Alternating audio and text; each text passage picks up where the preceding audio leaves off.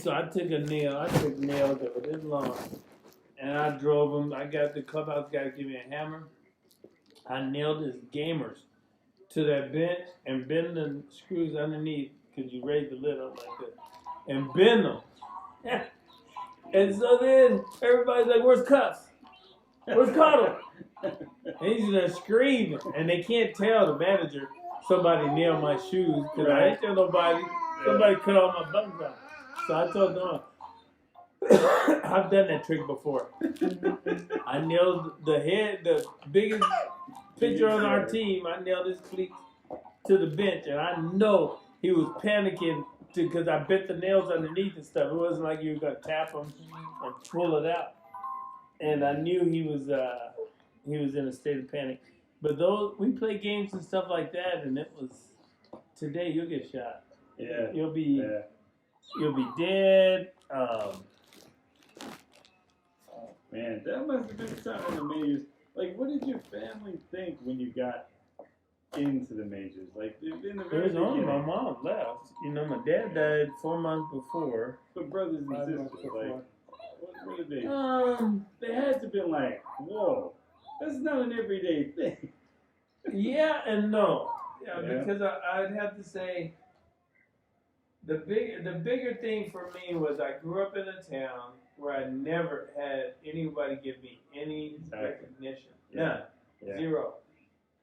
Yet everyone outside of that damn town identified me as being one of the best players in Arizona. Yeah.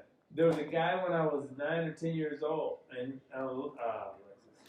Bev, my little sister said, the old guy who used to sit there at all the Little League games, he said, that boy's going to be a major league baseball player. And I was like 9 or 10. Yeah. He was right, but he was long dead before I ever got there. But he thought, I made the All-Star team every year, but could never play. Because my parents couldn't go to those stupid-ass games to be there to just have their presence so that I could get to play. I made the All-Star team when I was 10, and you can only play when you're 11 and 12.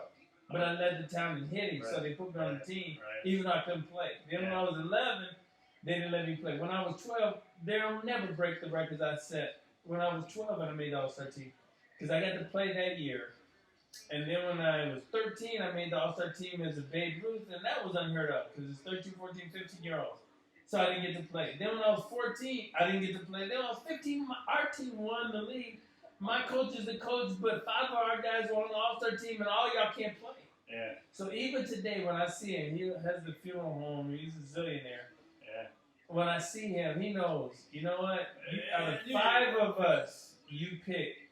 Otis Beasley, Jeff Dean, Gabby. Okay. Chris Zapata, all these guys, and there was one other guy, me. And so out of all 5 of us, I'm the one you choose to not play. I said, okay, no problem. Oh, yeah. And so then after that, I went back and Mama said, I told Mom I didn't play when I was a sophomore. Hurt me, I didn't play. Then I went back and set like 4 or 5 school records my junior year. Yeah. Was in the paper. When you were younger, because I want to ask you all about your hitting strategy and everything, but I don't want to bore you to death. But it's like, did you focus on slugging or did you focus on base hitting? Like when you were young? Nothing. I hung a tire from the tree in the backyard and played baseball by myself. Wow. That's what I had to do. My bat got eaten up because I used to hit rocks all day long. Throw them up. You were always aiming for home runs? No, I never aimed for home runs. That's what I thought. I grew up having to do so much by myself. My mom bought me a throwback, but I was already too developed at 10 years old because every time I would throw, the thing was shattered to a million pieces. Yeah. So my arm was too strong for that. Yeah. My mom tried to play catch with me. She got black eye, got hit. So that couldn't happen. There were no other kids. My brother George is 6 years older than me, so there's no other kids at home or around there to actually help me to develop. So, behind the chicken yard, there was a field, a vacant lot next to us, and then a huge vacant field that was next to that where they used to have camps for all of the prisoners. and no one lived there. So I would just in the backyard, I would throw rocks up and hit them all day. Right now, I'd be out there hitting rocks. So How far I can hit them, That's how you get and I hit them as far as I could. Then I got to probably right around high school, and so I saw somebody had a tire hanging in their backyard. Yeah. So I grabbed the tire, climbed the tree, hung it up so it was about batting distance, and I would hit it until Mom and them say, "Stop, I can't damn tire. Come in here, go to sleep." That's awesome. And so those are the two things: throwing rocks, hitting rocks, and hitting that tire.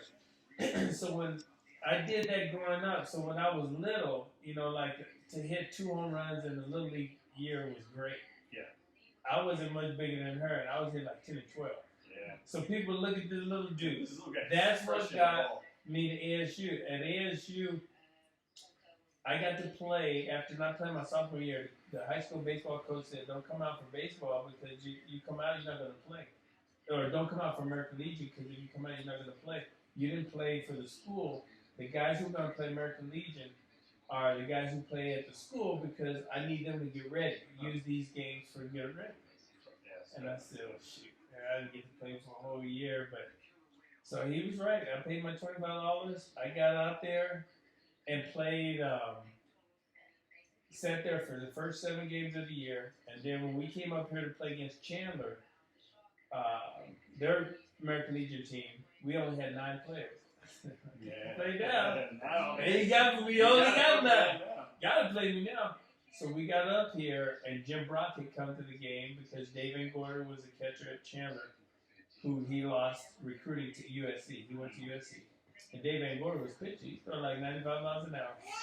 And I don't care. I don't care. No Ryan was on the map. He don't have a chance. I'm playing, man. Yeah. And so we played that game, and the first pitch, I mean, he hit Frankie Montiel. I batted second. He hit Frankie. Boom, he hit him. It sounded bad. Oh, shoot. I ain't going to wait around to get hit. First pitch he threw to me, I hit it in the tennis courts. They saw this little black dude. What the hell? Mind you now, I don't even weigh 90 How old pounds. were you then? How old were you then? 16, 15, 16. Yeah. 90 pounds. I only weighed like 93. 93 pounds, so the first pitch I hit it in the tennis court. Walked around. Everybody's like, "All right, Lando." Then the next at bat I came up, next pitch, boop, hit off the fence for a triple. Yeah. And then at the end of the game, when I were ahead, they needed me to come out there to close the game because I had a very strong arm. So they wanted me to close the game. So at the end of the game, Gabby had pitched. And he said, "Ricky, can you pitch?" Now, mind you, I have not thrown at a target in 2-3 years. Yeah. But I said, "Yes. If I can play out, if you let me play, I'll pitch." So I got up there, and everybody remembers me. Rick Wilson, the catcher, a good friend of mine, Mick, was playing left field, and he's a year older than me, but he was out there. And so when they saw it, they said, "Damn, this little black dude throws hard." This guy's really good. I shut him down. Boop, boop, boop. And then after the game, Jim Brock said, "I won. I won him." Yeah. So those are just natural tools. He saw I could run. Right. He saw I could hit. And he saw, definitely I ain't scared of no damn ball. But Dave Van Gorder's the guy I came to see. And he's hitting him like his batting practice. Yeah. And then he saw me pitch. And how strong my arm was. So that led to other things, but that game was a game that kind of turned around because after the game, they wanted me to Coach Brock kept telling Nat Lawrence, who's an alumni, a booster for ASU, alumni from ASU, but he also is one of the biggest boosters, donates billions of dollars totally aside. But back then, he's from our hometown, and he came after the game. He says Coach Brock really was impressed with Ricky Nelson. In fact, he wanted Ricky Nelson to come in one of his camps. I don't know what camp is. I don't know who the hell Jim Brock is either. I don't know what ASU is. What is ASU? I don't know what ASU is. Yeah. All I know is I told y'all if I get to play, I'm going to hurt somebody. That I knew. So I went out, and Nap kept coming down and telling my dad, "EB, I'll pay for it. I'll pay for it. I don't need your money." That's $125. Equate that to about $5 grand today. Yeah. $125 on a guy that makes $125 a week. Yeah. Okay? Yeah. This is This is like, man, I got a family to take care of and stuff. So my dad said, I don't need your money. So he paid for me to go to the camp up here in Prescott during the summer, and then there's 9 or 10 of us from Eloy that went to that camp.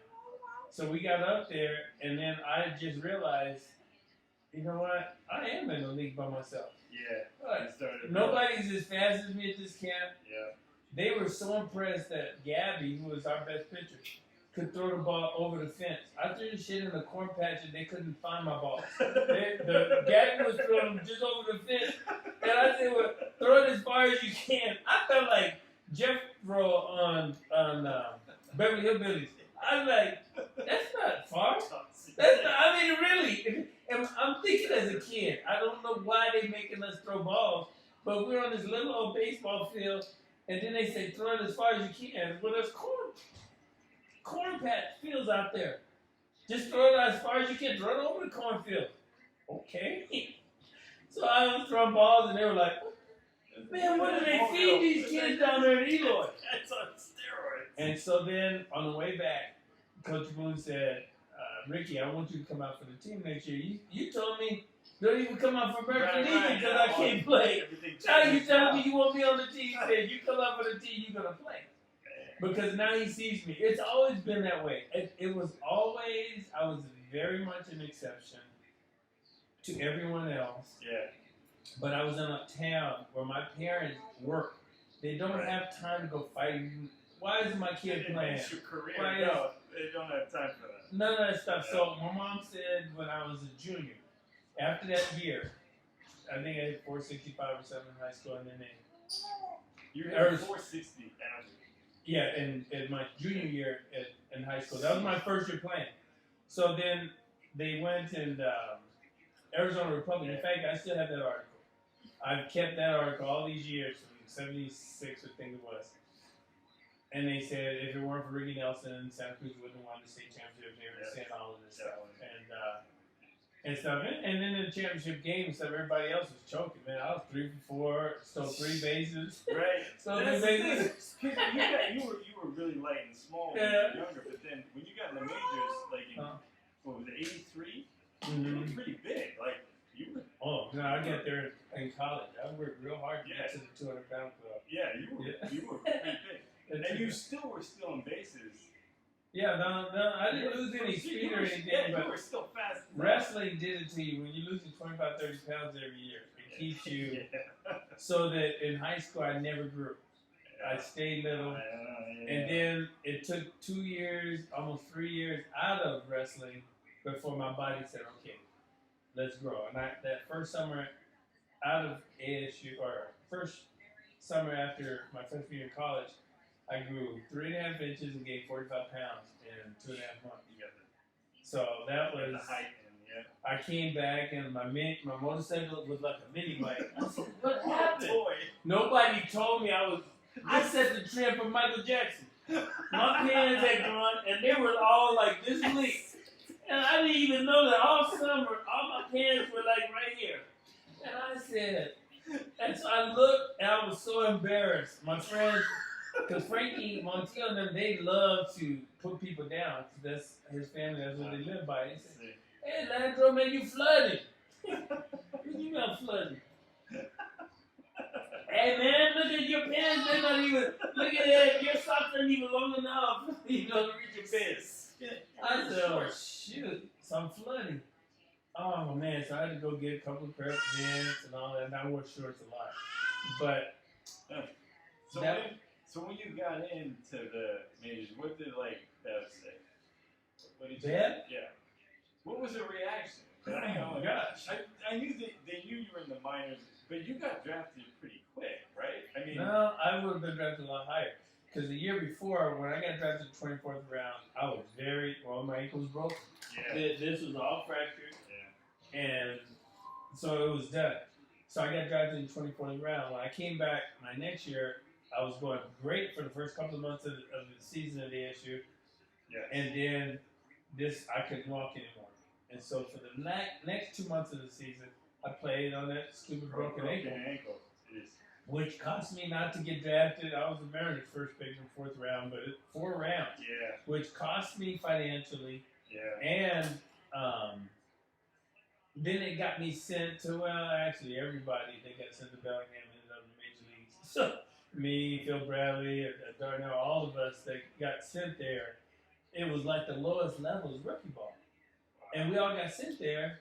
But then I was playing against Tony Gwynn and Kevin McGraw. They were in the same league. Yeah. The Northwest League. They were in Walla Walla, Washington. Yeah. And so I'm playing against these guys. I know who they are, and they got drafted higher than me, so maybe they ain't so bad. Tim Conroy and all of these guys were with the Oakland A's. They were first-round draft picks and stuff. So that kind of made it palatable because there were a lot of guys that went to Double A. Man, I should be at least in Double A. What the hell am I a rookie ball for? And so when you're playing against other guys, and then you start to see those guys, boom, he's in the big leagues now. He jumped from here to the big league. Oh, okay, then maybe it's not so bad. Just throw some numbers. Yeah. And so that's what you end up doing with my sisters, Bev, all of those guys. They just said, we knew you were gonna make it because I don't start stuff and not finish it. Right. And I don't finish second. I finish on top. But they knew that what I had gone through at ASU to play, there's nothing else in the world that could challenge me as much as it was to play for Jim Brock. Yeah. He was racist. Yeah. I damn near got kicked off the team twice for even walking with a white girl, let alone dating her. You know, they called my mother and said if I don't get away from her like quickly, you're off the team. Wouldn't hear it. You know, such a screwed up it's like, what did I do wrong? Boy, get away from that white girl. Then he said, if you don't break this off with this girl right now, you're off the team. They called my mom. You know, I had no options. You know, I go back and I said, look, we can't be seen together anymore. I'm sorry. And I did that twice. And I thought after hitting 377, you know, yeah, right. So, what age were you when you got, I guess, into the minors? 23. 23, yeah. Well, 22.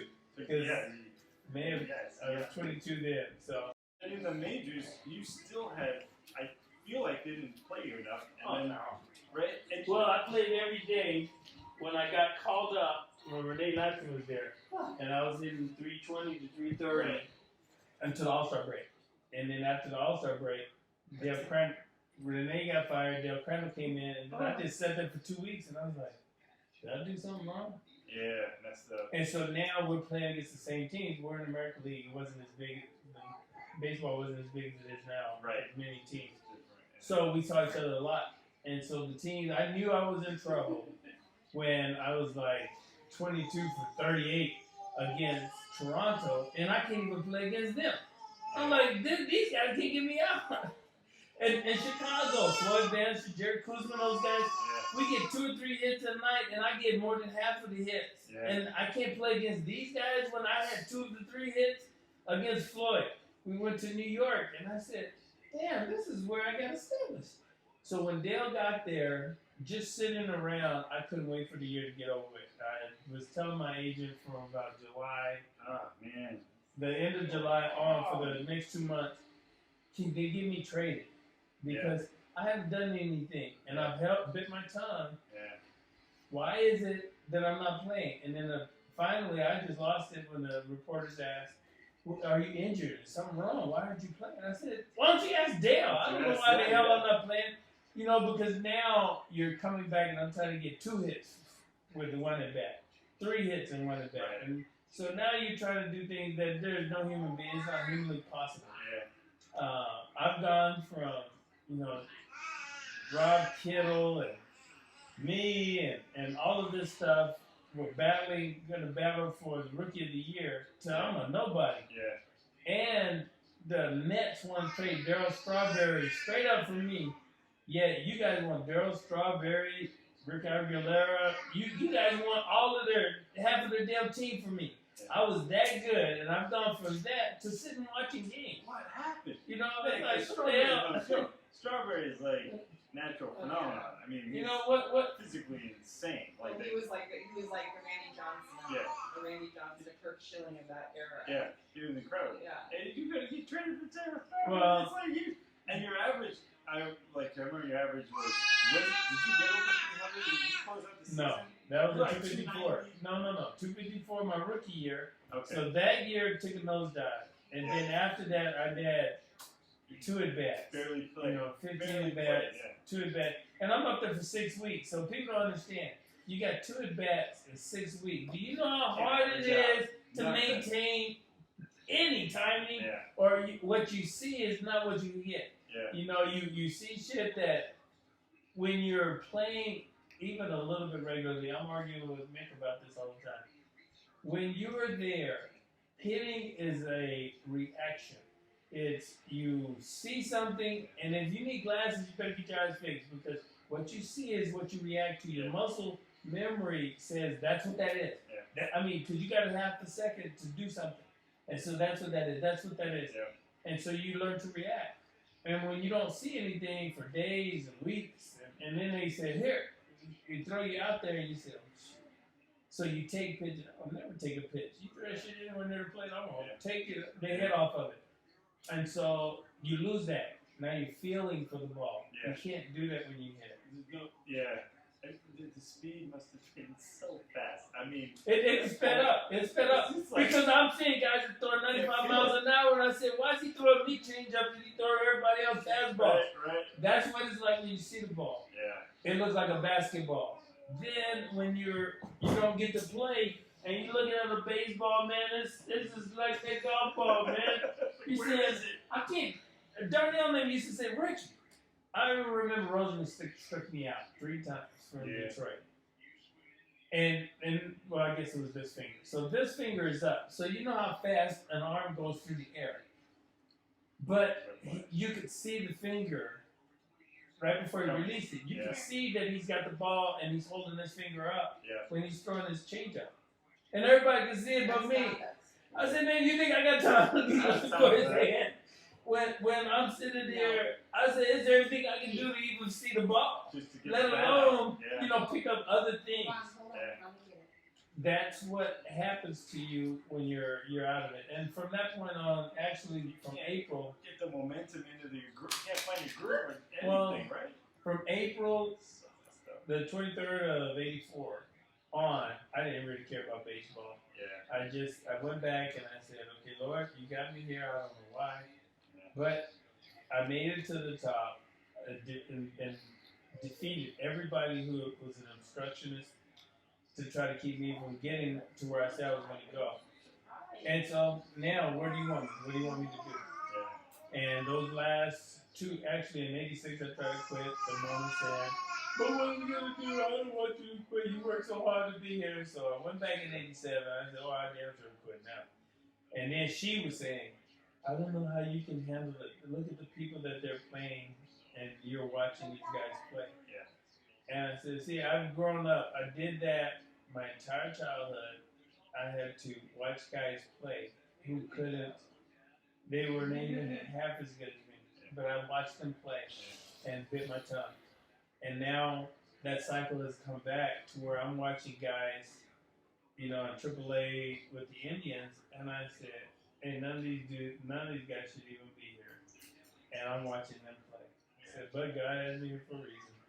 So I look back now and I see Jay Bell, Rod Allen, all of these people who have taken millions of dollars and somehow has helped the Christian ministry move on. Those are guys who got saved because of me. That's why I was there. That whole summer in '87. I look at Jay Bell and all these guys, his wife and kids and everything, and I look at, getting a chapel program started there, Bible study started, getting these kids saved, and then I look at what they're doing with their lives now, what they've done with all of their resources and stuff, and I said, that's why he had me there, to be there for these guys. And so I see him now, like Jay Bell's wife, I hadn't seen her in, I want to say 25 years. 87 until 13, so 2013, what would that be? Know all the names. I know, from 1987. Anyway, a lot of years, many years. 90, 10, so a good 20, 25 years anyway. but then I had seen Jay's wife, and then I went to the game with Kieran and see Zach. And she said, "There's no Jay Bell out there." And then his wife turned around. "I haven't seen you in so long." And she remembered the last time I saw her in Buffalo, New York with her mom. Ashley wasn't born yet. Lexus was born. She said, "You remember?" I don't remember. I can pretend I do, but I don't. I do not remember. Yeah. But it was nice to know. I knew Jay wasn't going to ever forget it because we had Bible studies and stuff all the time. But his wife, and Rod's wife, Adrian and stuff, and those guys, the players, we saw each other during the season every day. Most of our lives are spent engaged. 8 hours, 10 hours on the road, 24 hours. So you're with these guys all the time. But their wives and stuff, when we're off or we're at home in off season, like Sherry was telling Kieran, we did everything together because no one has the same world that we have. It doesn't exist where your schedules are the same, your activities, the time, how you have to raise your kids, all that stuff is very much the same. And so those guys we maintained relationships and stuff with, but it came to a place where even with Darnell and them, Edwin and Kathy and these guys, you can't. They say, "Hey, let's go to San Francisco tomorrow." I'll make it $10 an hour. What the hell are you talking about? Hey, we all get together and go to Hawaii. We're gonna go to Hawaii and we're gonna go to Maui and name these places we're gonna go. And I'm like, dude, I made $10 an hour. And I got 3 kids. Oh, man. So reality says our worlds have very much separated. Our love for each other is always going to be there, but our lives are very much separated. And then I had guys on the other side that I had to be very, very respectful for, like Stanley and these guys who, even though I was like a probation officer and I could take care of my family, we just had to be very mindful of the resources. He was even worse, and they worked so much harder than me. It seemed when you're working in this heat and you're making ditches or canals, that's hard. That's physical work in the sun that I couldn't function doing what Stanley and all those guys had to do. And so the way I'm sure Darnell and them would look at me and say, "Man," they want to mention it. I feel the same way for Stanley because, he's living, and in California, in Dos Palace and that area and stuff, the real estate and the housing and stuff, when Stanley came to our house over there, he thought, "Man, you made it." Yeah, he's like, I'm just getting by. Are you kidding me? He even thought we made it when we had the house on the other side of this mountain. It was clean. But there's something beautiful about that. It's sad because it's like, no, everybody should get this, be able to, but there's a humility to it too. The area is, and it on the other side of that mountain is a little house, 1,120 square feet, just clean but nothing. And Stanley used to, he'd come over there, we barbecue and stuff, and he said, "Man, Ricky Lee, you made it, man." Because you got to remember, we're the guys that we had our goulash, our tomato sauce, and noodles, those macaroni noodles. Staples. Survival food. And hamburger, but hamburger was a treat. When we had meat in our goulash, man, it was like, hey, don't call it wait till after we eat. We got 1 pound of ground beef, man, between us. Like when we dropped Stanley off at home, man, I had no tires on my car. I got to drive 800, 900 miles, whatever it is, from Los Angeles and stuff to get over here. And stickweed, and I ran out of gas. My car put, and I half a block from home. And I was on fumes all the way from Buckeye, it seemed like, to Tempe. But that's how we lived. And so when we come back, and I look at how well some of these guys are doing, I'm so happy. That their families and stuff, they were able to take care of them. Stanley never had any kids, but he was never really in a position to support a family. He got married twice. He got married 2 days before he died, and then he got married once 35 years ago, 4 years ago. But he just big-hearted people. These are the people that you will never. Like I told them when Stanley died, the Arizona Republic called me, and I said, "This is what I'm going to tell you. They named Ferris Bueller after Stanley Holmes.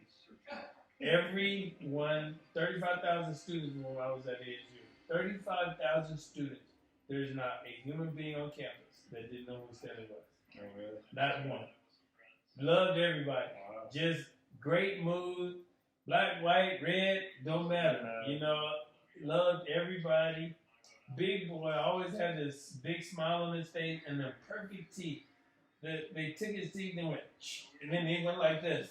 And I said, I used to tell him, man, I can't stand you. Your damn perfect teeth and stuff. I want them all. And stuff. And then he had the green eyes, you know, that my sisters and them say, oh, Stanley, you just got them dreamy green eyes and all this stuff. But he was a corn-fed boy that he had my back. And then I just felt so bad that I looked him up a couple months ago.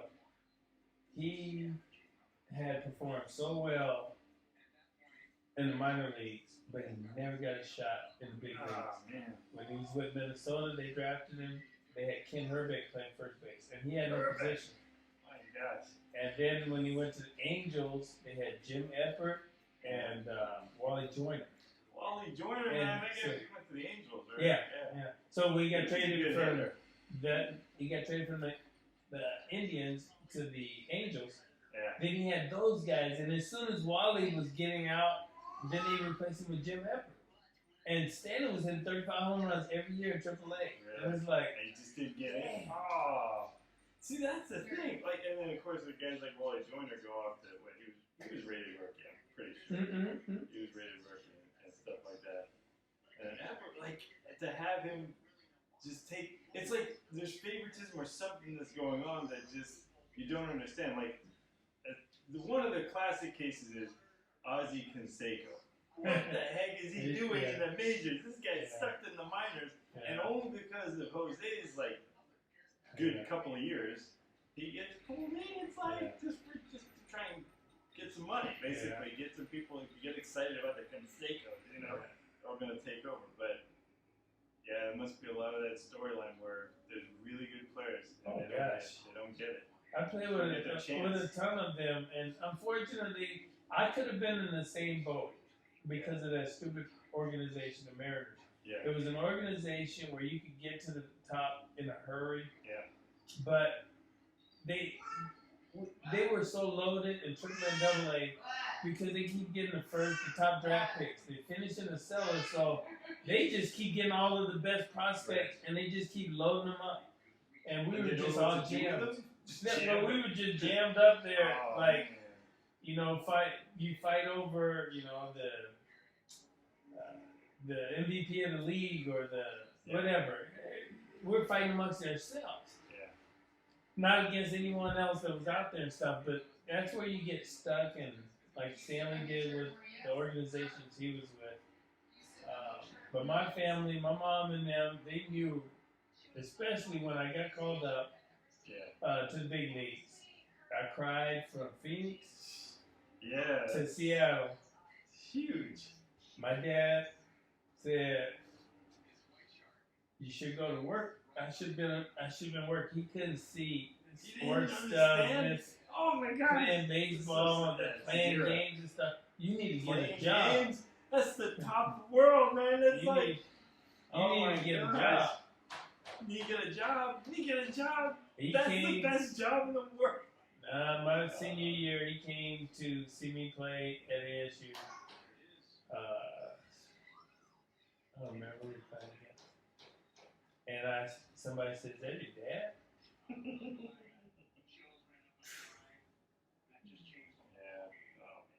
But your mom, how was your mom? She hardly missed a game. She hardly missed a game. She was always there. Never missed a game. What did she say to you about you getting into the majors? No. It was beyond that because she already had preached it and spoke it. And I encourage you guys to, when you see in your kids, speak it to them. It'll happen. Yeah. It'll happen. So it was like Dory understood. Like, What with her, she saw me not quit when the whole town was against me. yeah, Everybody in the town was against me. And she saw me not quit. yeah. So she said, these people can't stop you. Boy, you going to be in the major leagues one day. So it wasn't a am I, it's when. When, yeah. Because I'm going to prove to these people who wouldn't give me any recognition. I made the Super All-State team. I'm in the top 13 baseball players in the state of Arizona, but I'm not even close to being one of the best players on my team. How? How can that be? Right. And so every year you see those awards. My mom was a cook, so she's one serving all the food at the banquet. And I'm crying. I go back. I want to go home. I can't leave now. I want to go home because at the end of the year they had the sports banquet, and I'm like, they won't even give me like a certificate to say, forget the trophy, something to say, you know what, he set all these records for the school. None of that. And Mama said, don't worry about it, boy. God got bigger things planned for you. But the thing is, you were hitting 300, 400 average. That's like, you know how hard it is to get above 3? Once you're above 3, you're like a god on the field. Like, it's so hard to hit that 300 average because it's like, 30%. It's, you're striking out all the time. Like, most people don't, they're out. They don't get a hit. They get a hit, they're like doing backflips. He's at 370. Like, some of the best, like Wade Boggs, master at connecting. Guy could connect and wasn't a big hitter, but he was a good hitter. And he's hitting like 303, and people are like, this guy's incredible. And, but if your dad had been played more, didn't get enough at bats, right? Didn't get a chance to get into that whole mojo. And still, you hit 245. That's still respectable. That's not a joke. That's like 245 is still respectable, like very respectable. And there's a lot of players who are like 212 and 213 and all this stuff, and they're considered like, they had an off year kind of thing. But if your dad had more bats, I think he would have broken 300 without a sweat. And that's a hell of a hard thing to do. You get above 300, it's like, I remember, because I just remember the stats. I remember looking at all the stats and going, anyone who's hitting a 300 or had any decent number of home runs, they were masters at hitting. Like, that was it. So, it's just a shame they didn't play it. They could have reaped in those an guys, all-star right there. There were people like Rick Wilson, my friend, he was a scout and everything. And then every now and then his daughters have these weddings, or his kids have weddings. And so we go to these weddings, and we see a bunch of guys who are still scouts. They only knew me as, man, you can hit. Yeah. And that's fine. But they also, they don't know what it took, the obstacles that were out there. The accomplishment was to make sure everybody that was against me had to suck up those words. And then once that happened, then I was done with it. To be honest, I just wanted my family. Yeah. That's all I wanted, and that's all I ever prayed for. That's all I ever asked for, was my family. So where God wanted to have me go, after getting there, getting a little bit established anyway, getting there, I didn't have that, I gotta do this. Right. Because the 2 years before, I was already selling insurance and securities and doing off-season and stuff like that. But like I said, with Logan and Justice, what you speak into those kids is what they're going to become. Yeah. My mama always said, you're so much better than everybody here. Yeah. And these people won't give you any recognition, but that's all right, they can't stop you. That was true. Even with Jim Brock, when he sat there and he couldn't see past color, and he used to say all of this stuff about it. You black boys are so lucky that God gave y'all all the physical tools because y'all so dumb. You don't have brains. You're so dumb that you'll never be like a quarterback or something like that. Doug Williams was the first black quarterback in the NFL, so there was none. Yeah, so there was none. But back then in the 70s and 80s, he's like, no, your God had to give y'all something to even give you a chance to make it in life. So you play under that, and you listen to all the negative, derogatory stuff. But you know what? I ain't a quitter. And my mom sat back and said, "You will, you gonna prove all these people wrong." And I'm telling you, when I got to Hawaii in 1983, they sent me to spring training, and then I went to spring training. Now, mind you, I hit 450 in spring training in the major league camp. But they said, we don't have no plans for you up here. It's nice to know that you can hit major league pitching, because I'd already done that in winter ball. I've done it in winter ball. I did it now. I've done it in spring training. I've done instructional league. You know, I've led the last 2 leagues, instructional league and winter ball. I led in hitting, and then my dad died, so I came back. That's why they invited me to big league camp, is to reward me. That's 100 average above McGuire, who was doing really well on his USA baseball team here, and even in his friggin' rookie year, and his last year in minors. 100 above that. Well, in his minors, like, where it's easier. Those pitchers are nothing compared to, like, when you're going up against, you know, any major pitching. No, they get some good ones, but they told me in '83. They said, we don't have plans for you up here. You're only gonna go be in AAA for as long as it takes for us to make a decision. Because Clint Hurdle was in the major leagues, and they had enough outfielders. Right. And depending on who they sent down or released, that was going to determine whether or not I stayed in AAA or went to AA. And I said, well, I'm going to tell y'all right now, this is spring training. I said, I hit 458 in spring training in the major league, and then you're going to tell me you're going to send me to AAA, and then I'm only going to be there because your plans were to send me to AA. Now, mind you, every outfielder in the AAA was their first round draft pick. Yeah. Every one of them. Al Chaver, Tito Nandy, Glenn Walker, all these guys are their first round draft picks. You know, so these guys are there, and it's like, man. Now they got all their first round draft picks standing right in front of me, blocking me to get to the big league. Yeah, eating up your spots. And so they had to send me to AA because they're not going to send those first rounders and stuff back to AA for the 3rd, 4th, 5th year. Right. So I said, nah. I'm going AA. I'm done playing baseball. I've proved everything I can prove. Y'all send me over there to say to face AA and AAA pitching and winter ball. I led the league. You did it in instruction league. I hit the best pitches y'all could throw at me, and they was bad in practice. Now you're gonna send me to AA? I said, I don't think so.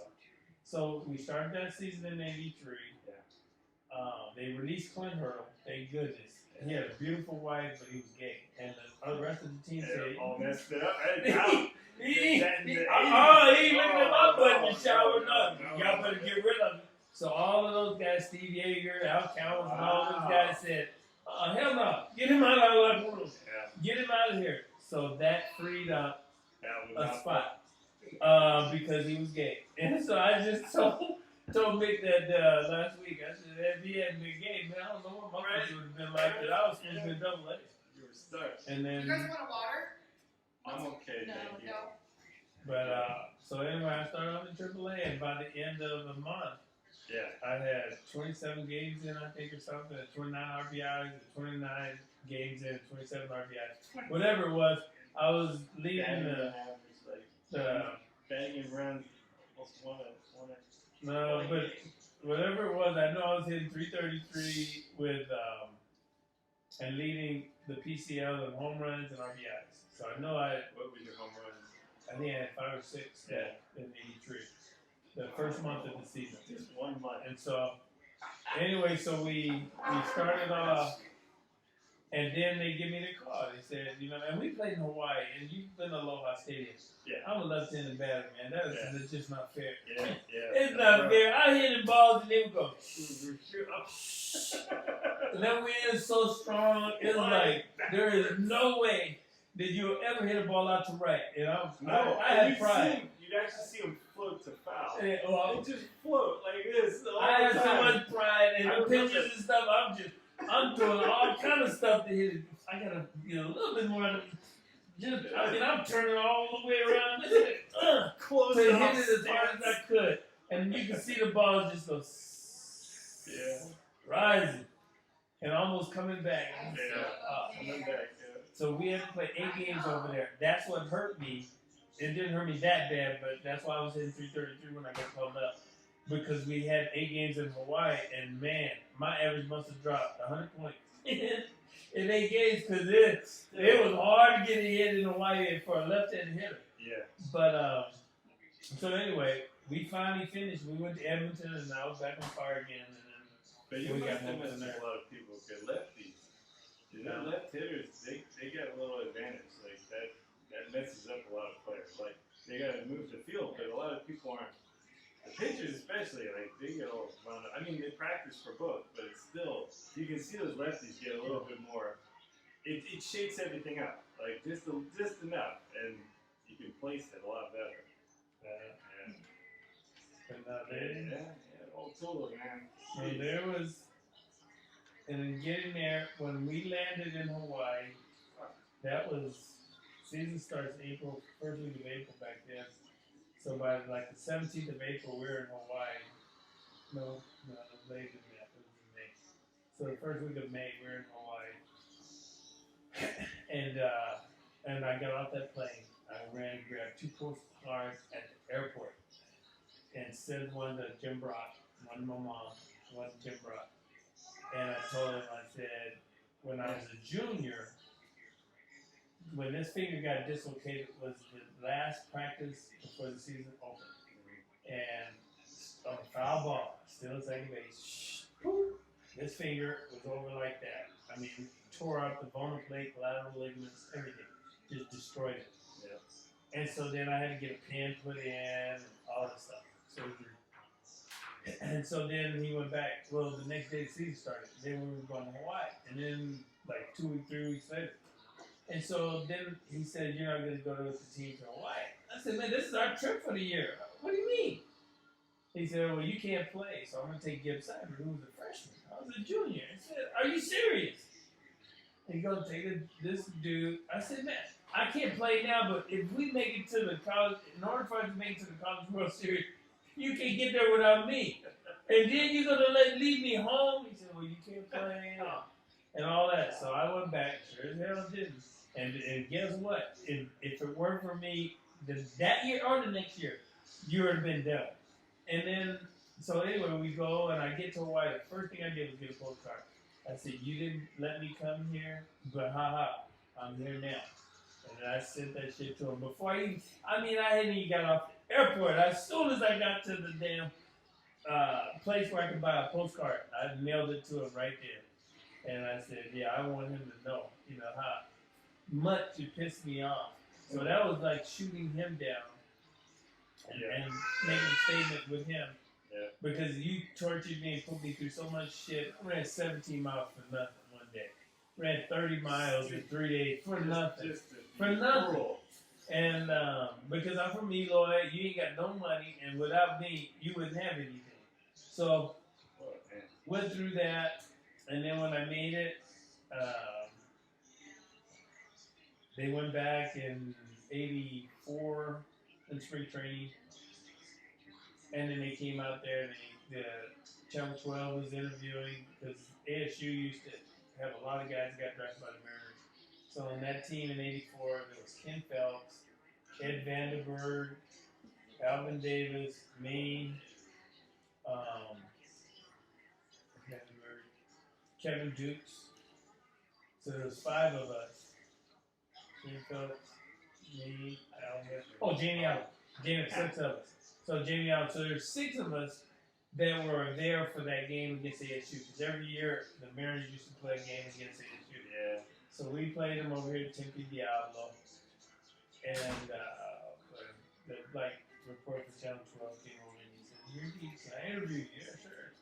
So what's it like to play against your own alma mater? Son? I said, they think this is kind of a joke. But every one of the guys that's playing tonight, these are guys that are major leagues. In fact, most of them, because Jamie and I had long major league careers. And I said, these are all major leaguers. They just haven't been established. They're waiting their turn. But these are all major leaguers that the ASU playing against tonight. And, and so I said, I'm happy to play against my old school and stuff. But, So anyway, we played against them. And that game, I think I was 4 for 5, and made a couple home runs. I know I had 9 RBIs. And in one game, so they went back, and Barry Bonds, 9 points. Barry Bonds, Odemir McDowell and stuff. Barry was Did you out shut there. them out? Because that's like 11 No, hits. Okay. we being really bad though, really bad. 20-something. 20-something. Right. I don't know, maybe 5 or 6. Maybe it's still 5 or 6. Because Odemir McDowell and Barry Bonds were both very, very solid. And then they had Todd Brown. They had 3 guys who all made it to the major leagues that I know of. In that year, so 84. they were in ASU.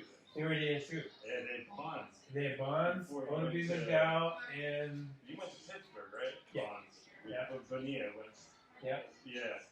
So Bonds, wow, yeah, you went up there. Bonds, no joke. And so they were there. They made it to the college playoffs, but they didn't make it to the World Series. That's crazy. They, Sorry, it's just, you're involved in a world that to a guy like me, it's just like, it's like a whole other league. Like, it's just like, because you see, when I was a kid, I was obsessed with like baseball cards. I knew every player. I knew every single card. Yeah, I was just. I feel like I was just like that. Where I was just like obsessed with my friends were too. I remember having these big binders like of every single card. That's why when I met Ashley, she's like, "Yeah, my dad played miniature." I'm like, "Really? Who?" He's like, I said, "When did he play?" And he said, "83." I'm like, "Who is it? Who is it?" She goes, "You're like, oh, his name's Ricky Nelson." I'm like, and your picture. The Fleer card, I remember the Fleer because I had the whole Fleer set. Popped into my head. Every time you're naming names, I see the baseball card in my head. I'm like, I know this. You don't know who it is. Yes, I do. But, no, actually, it's crazy. You lived it. You are, the memories I have were just, from a fan base, it's unreal to me. The actual, like, real deal. It's, like, crazy. It's crazy. And I mentioned to my neighbor, I'm like, yeah, he played Major League. Like, wow, that's, like, a big deal. He's like, that's pretty cool. I'm like, yeah, that is pretty cool. I think a lot of people just get blown away by it if they know anything about the game or ever followed it or anything like that. I mean, it's, like, it's surreal. The people that don't,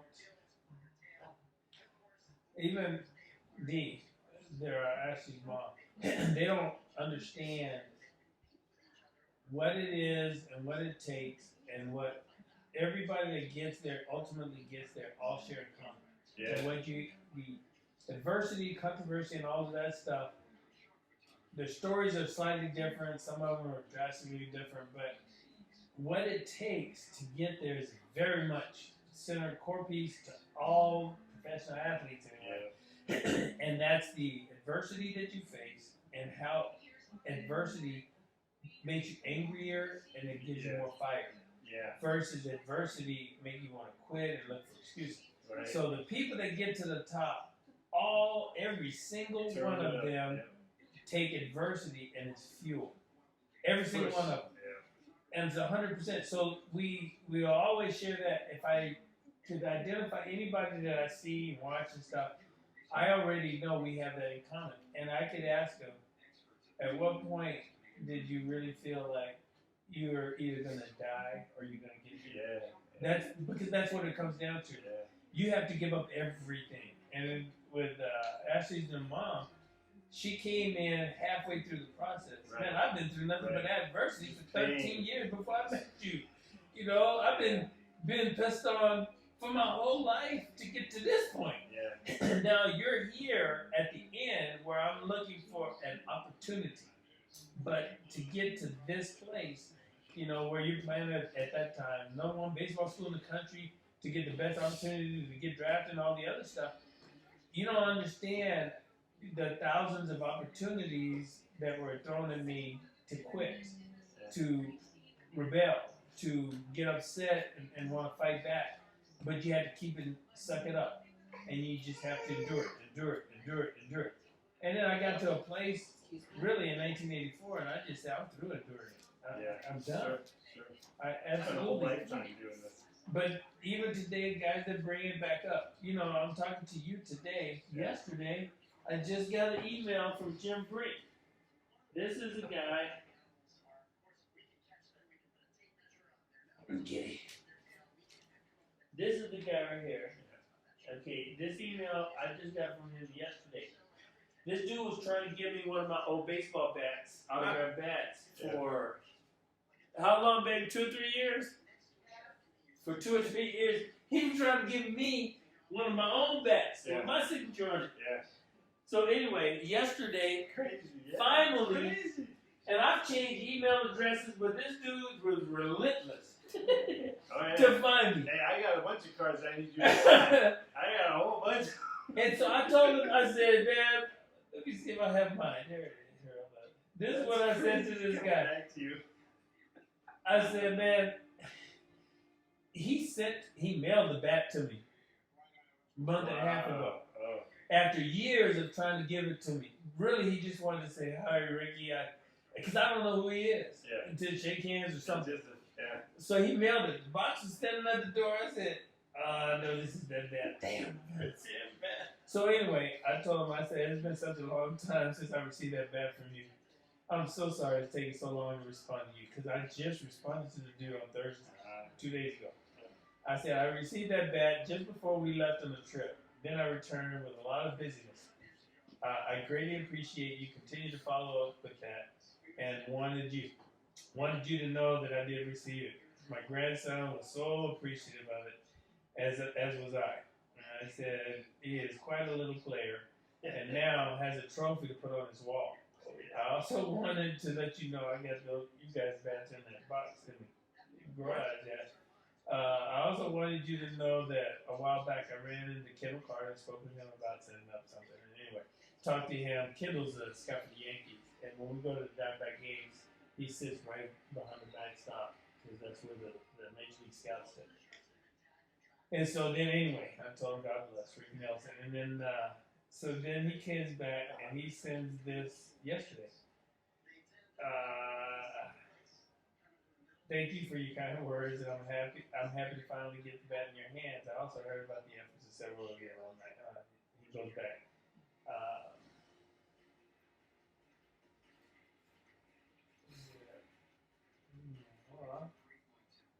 Let's see, when somebody thanks me for something, it just seemed in my mind it left an impression. Yeah. Much bigger than all he said was thank you for your kind words. And I'm happy to finally get that bat into your hands. But in my mind, it's like now I'm indebted to him. You know, I feel like because he shared something thankful, appreciative to me, it's so hard to find anybody that appreciates any damn thing. So true. In my mind, when he said, you know, for those kind words, I'm like, wow. To have somebody actually hear when you try to thank them, show appreciation. And now in my mind, it was stuck in my mind that this guy said some really great things to me. But that's all he said. Thank you for the kind words. And I'm like, man, I built this dude up on a pedestal. And like, yeah. So anyway, look forward to seeing your grandson in Sunday uniform in the future. Not hard. But take care and stay healthy. Anyway, so that message, this is a guy who, Jerry said, Ricky, you respond back to him. You know, he's trying to give you a bat. It was a bat that I had used, but we had an auction one time where I got equipment from a lot of different people, and I took all my extra stuff, and we auctioned that stuff off, and he bought that bat. Just the number of people that are actually in it to get there and are in it, just in the global sense. I know, just get it. But how many people get into it can actually get there, stay there, and endure it? It's so small. The percentage of talent is so small. If you're there, you're crushing it. Like, you're crushing the numbers. It's just nuts. It's nuts. Yeah, I know you're proud, but I am. I'm just like, holy cow, I know Ricky Nelson. It's like, crushing the ball, man. Yeah. Like, kids Noah's age don't believe Noah. They're like, my thoughts are professional. Right. They're like, no way. They're like, who is he? Ricky? Oh, they don't even know who that is. You know? Yeah, the time. Yeah, no way, you're lying. You know, you're not. And then he'll say, I know Darnell Coles. No, you don't. Yeah, I do. I know Darnell Coles. My grandpa. No, you don't. I mean, they think it's like a myth. It's like a myth to them because to know somebody is like even. It's so rare, yeah. motherfucker. Unbelievable.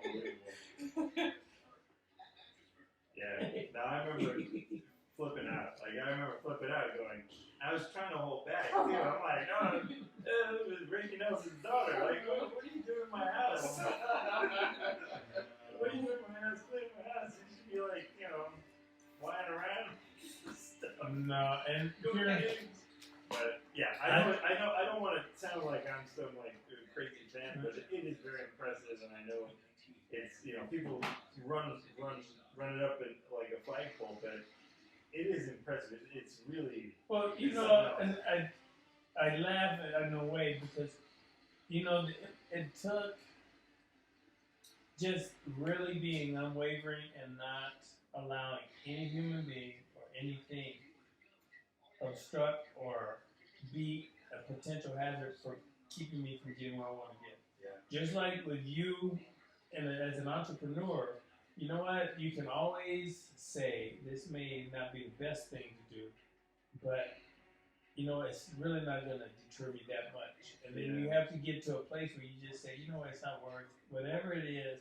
It's too far. It deviates too far from where I'm trying to go to allow any energy or intention to go there.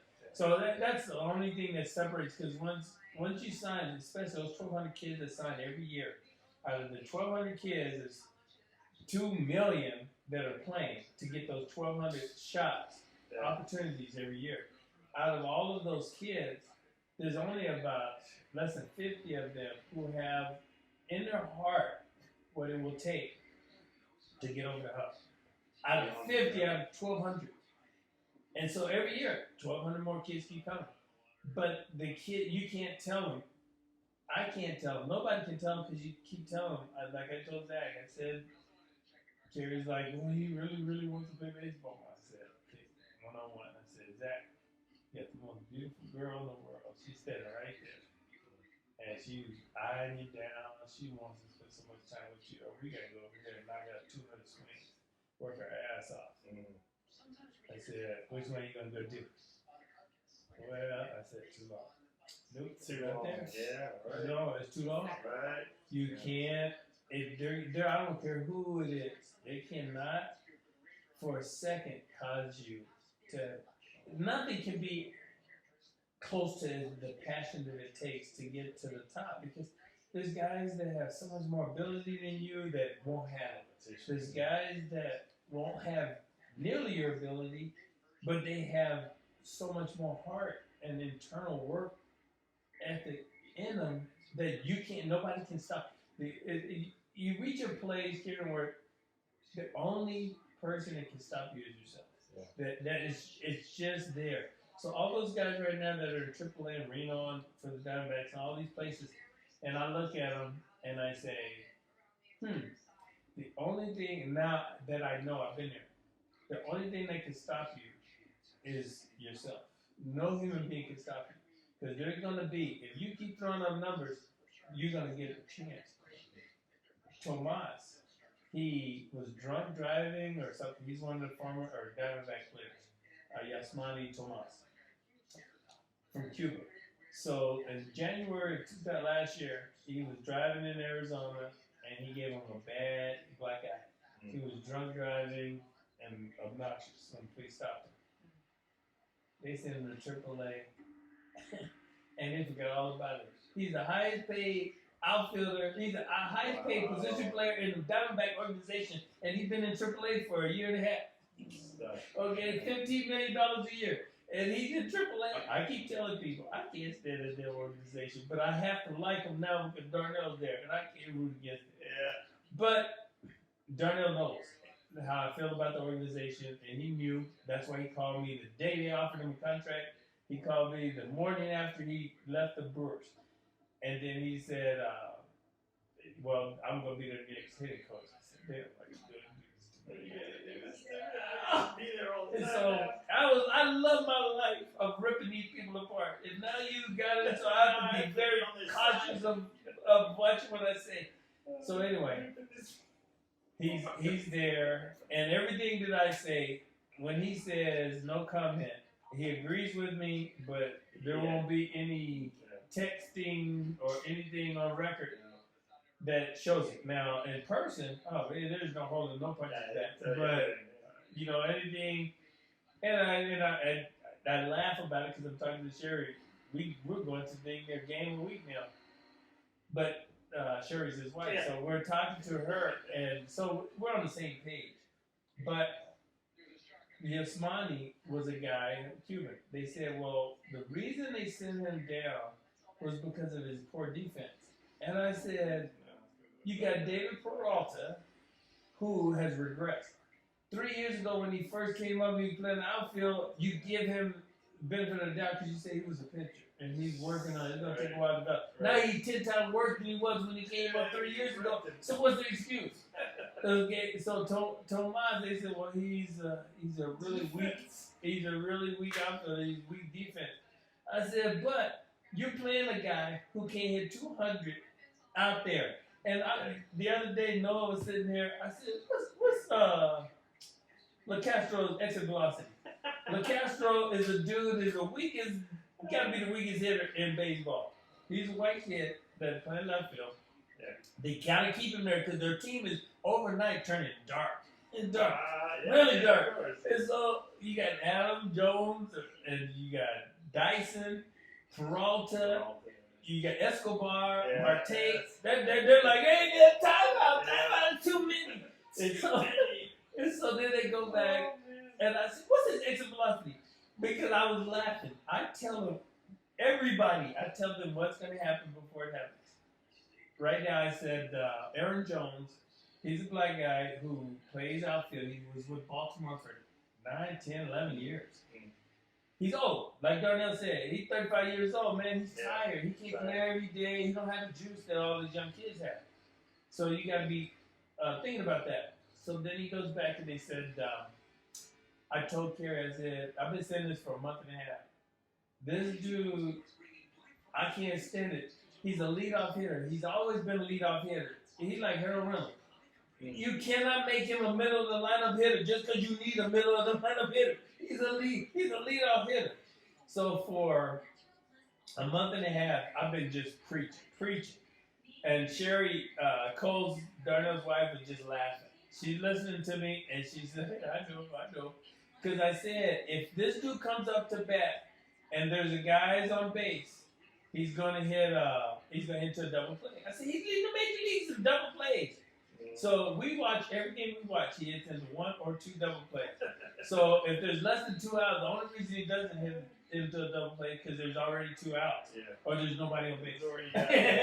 So then I guess I erased it. I deleted it, but it took 6-7 weeks, and now they had on the Diamondbacks postgame, they said, he does hit into an awful lot of double plays, he's whatever, and I'm like, man, where have y'all been? Why the hell did it take you 6-7 weeks to see that? So then now they have this pitcher, Holland, who is the closer, and he's there. They wrote an article, and it said, we were so lucky to get this Holland pitcher, the closer, because he was available at the time this year and all that stuff. I'm just sitting there saying, you're lucky. Do you know why he was available? He ain't for shit. And y'all, he's terrible. And then I said, you had Papa Verdi, and he was too dark, so you got rid of him. Then you had Fernando, and then he was black. I mean, that dude's dark as that stereo. And he saved 47 games for you, and you got rid of him. And then you got Dan Quisenberry looking like Ziegler. I said, Ziegler is not a closer, but at least he saves. He's better than 50-50. Yeah. And so he goes out there, and he's doing a good job for you. And y'all don't want to pay him any money, so he left. So then you come and get this dude who is worthless. I told Vic, Mick, I ain't swung a damn bat in 25 years. I guarantee you, with no batting practice, that dude can't get me out. He cannot get me out. And so we go back, and now not closing saves, that's what he gets paid for. This guy makes about $200,000 every time he steps on the mound. $200,000. He could be on the mound for 3 minutes or 10 minutes. But he's still gonna make $200,000. Now he goes out there, and I'm like, and Darnell was laughing too. He said, "Yeah, you're right." I said, "I had never seen nothing like this, man." This dude comes up, and we didn't leave the game. Y'all were in the 8th inning, and y'all were winning by 7 runs. And I told Kieran, "We can't leave. It's too close. They're gonna bring him in, and they're gonna lose the game." And so Kieran's like, "You think so?" I said, "Baby, yeah, it's on the bottom of the 7th, or the top of the 8th.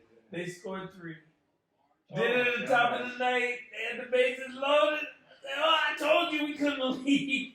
If all these guys score, and he was in there pitching, they had to yank his ass out, and then that saved whoever, Johan Lopez comes in and saves the game. And I told Kerry, you see how close it was? Now, Torrey was defending, he's the manager, he was defending this dude all year, and now listen to him. And Sherry said the front office, the GM and everybody is telling him who he has to play, when he has to play him. So he's being forced to throw this guy out there who's losing game after game after game. Now, he lost the last 2. He pitched in, he's lost. Then July 3rd and July 4th, he lost those 2 games. Or July 2nd and July 3rd, he lost those 2 games. And then on my birthday, that was the first loss. May the 8th was the first loss. I hate knowing numbers like that. But anyway, that was the first game he lost. But when I can't stand you, I know everything about you. I know who his mama is. But anyway, he goes and he loses all these games. And they keep throwing him out there. And these are the games that he blew a save. That means you just need 3 outs. Because we're ahead. You get 3 outs, we win. Now, those are blown saves. Now, in addition to that, they bring him into games that he's lost where they had a tied game, and they brought the closer in to give us a chance to score another run. Your volume. Yeah. Every Okay. time she hears his voice. Okay. So anyway, he goes, and the dude is terrible. So now, Lavuel today, he could not say anything. Last night he was sitting there, he was red as a tomato. Because he lost another game. That's 2 back-to-back, twice that he's lost. And I tell people, I said, the Diamondback organization, they have people. Unfortunately, they got themselves caught between a rock and a hard place. They don't want their team dark. They don't want black players. They don't want black players. But every year, including 2001, in order for them to compete, they had to have the Batistas and the players. Those are the guys who produce. Jay, Matt Williams, those guys, they're just names. But fans, they don't want to come out there and see a black team. They don't want to come out there and see a Latin team. And so they keep those players there. But I said, but they don't help you win. And then you pay them all that money. So Greeky has lost, mind you now, I don't know exact number, but I'm going to say the last 6 games he's pitched, he's got no decision, and he was winning them all. Now, if you talk to Greinke today, oh, the hell out of here, because this dude has lost at least 3 of the last 4 games, and he's not got a decision. And you're fine. It's because of this Holland dude that they keep throwing out there. There's never a safe lead. And we're at the game. I told him on Friday, we're up by 7. Kieran was like, are we ready to go? No, shoot, no, man. They only up by 7. They only up by 7. That's only a touchdown. We've watched them give up such big leads. So when you were betting, what was your batting order? What did they stick you in? I bet third every place I play. I've always betted. That's the sweet spot. That's where you got to count on that guy. Even when I only got to bat or play 3 games that 1 year, I was still third. I still batted third, and it's because back in that day, the number 3 hitter was supposedly your best hitter. Yeah. But the number 3 hitter usually had some speed, so it was like a continuation of the lineup that you set. Get a guy on base with speed. He can move up. He can the number 2 hitter. He can Talented rule hitter. that guy out. Yeah. The number 3 hitter is a guy that can drive him in, but Power. start the process over again, still base for you to do this. And so I'd always batted third, except when I was in high school.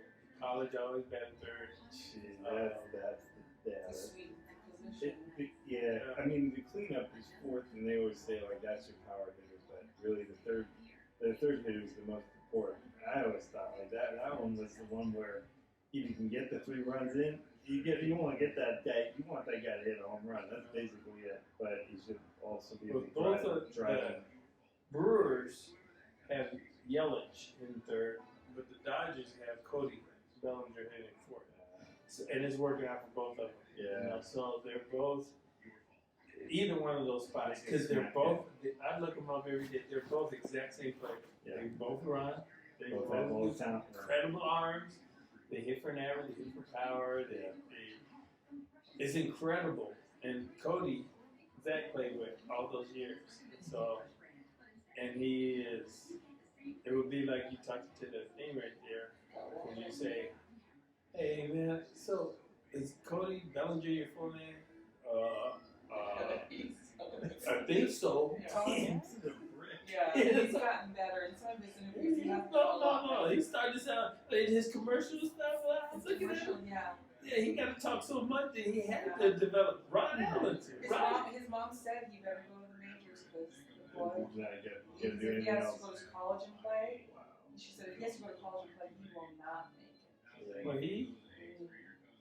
he's out there big. Ron Allen with Detroit broadcasting for 16 years, bouncing back for 3 or 4 years. And so for the last 20 years, Ron Allen has been up there, and he sounds like, everybody's like, who's that dude with that deep voice? Who's Ron Allen? And I said, man, he didn't know much more than his name when he started. He was dumb as a rock. And, but you know what? You sit there, that's one of those Exactly, things. that's what made Cody good. Was he Yeah. just He all was he did just was so that? oblivious to like his talent even. Like he was oblivious, like he used to pitch, he was a great pitcher too. And now he just is like Cody just doesn't care. Like he just goes out there and does it, and like he doesn't stress out. He's never stressed. Like he was never like in his head about it.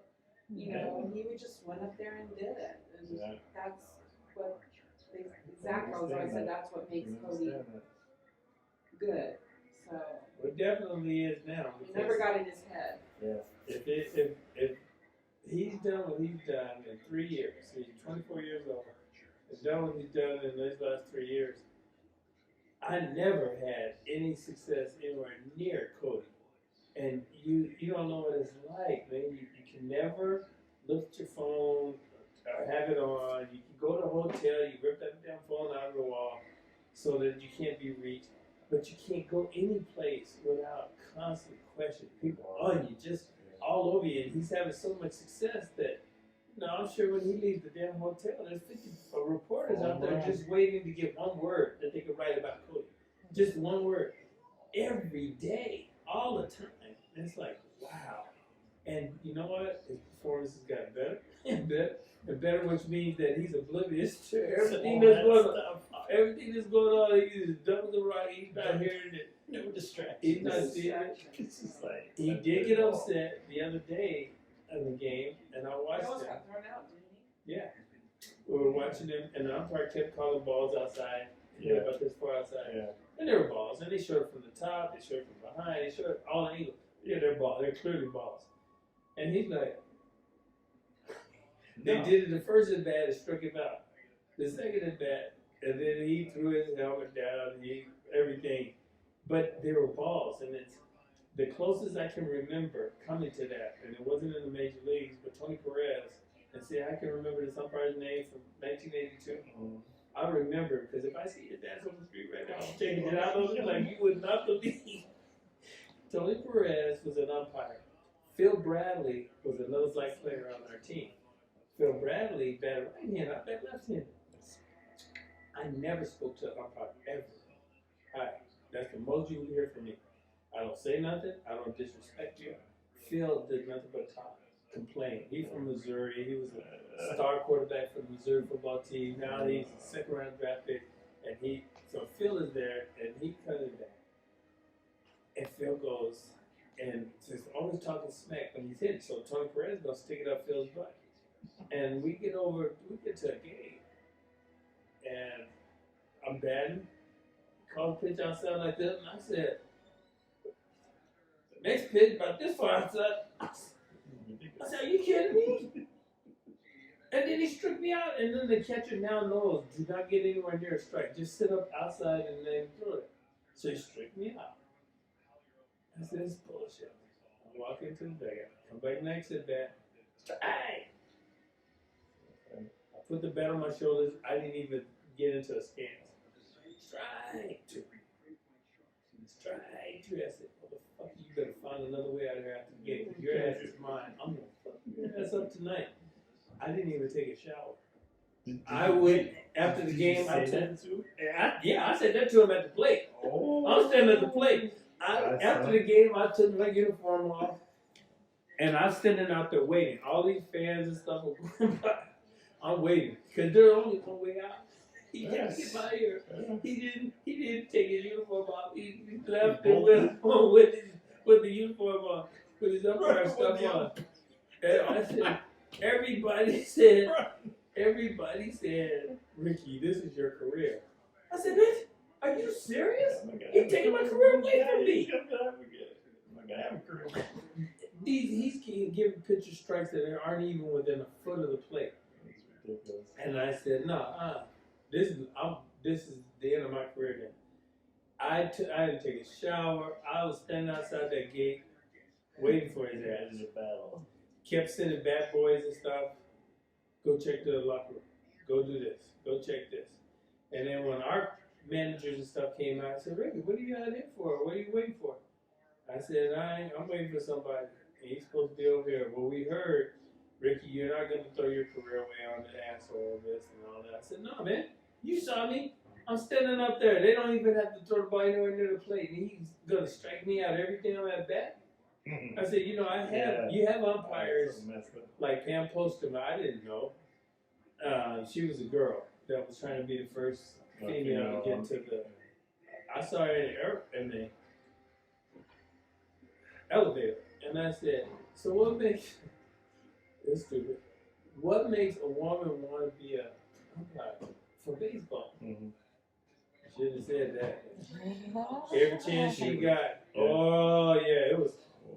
You talking? I'm glad I didn't tell people, because if the pitchers knew that they could have rolled it up there, bounced it in the dirt or whatever, now they would have been strike. Anything you throw that the catcher can catch, the catch is a strike. And I said, man, she had it in for me that from '85 and '86, so those 2 years. And I said, why? But why would a woman, like I said, Kieran, why would a woman want so desperately to be in like the locker rooms? When I was there, they just started letting females go into the locker room where we're naked and everything to interview. What's that about? Are you gonna let guys go into the girls' locker room when they're naked and stuff? No, that ain't happening. So why is it you gotta have these reporters?